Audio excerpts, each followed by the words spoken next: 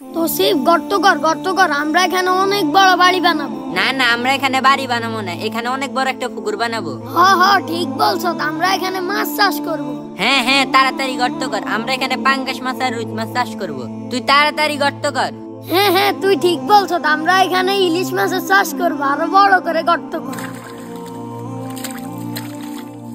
আরে এটা আবার কি? ভালো করে ধুয়ে দেখি তো। হ্যাঁ, এই শাওন দেখতো এটা কি? দেখি এটা কি।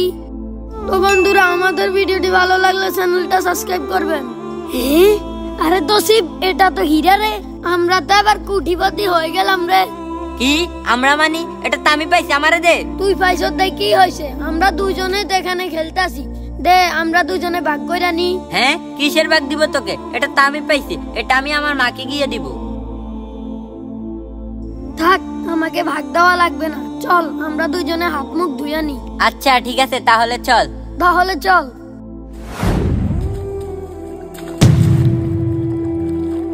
তোসিফ, হীরার আংটিটা আমাকে দে। হ্যাঁ, হীরার আংটি পাইছি আমি, তোকে দিব কেন? হীরার আংটিটা দিবি না? আজকে তোকে মেরে হলো আমি হীরার আংটিটা নেব। মোর হীরার আংটিটা দিবি না? তুই আমাকে হীরার আংটিটা দিলে আর তুই মরতে হতো না। মনে হয় মরে গেছে, হীরার আংটিটা খুঁজে নি। আরে হীরার আংটিটা তো এখানেই ছিল। আরে হীরার আংটিটা তো আমি পেলাম না।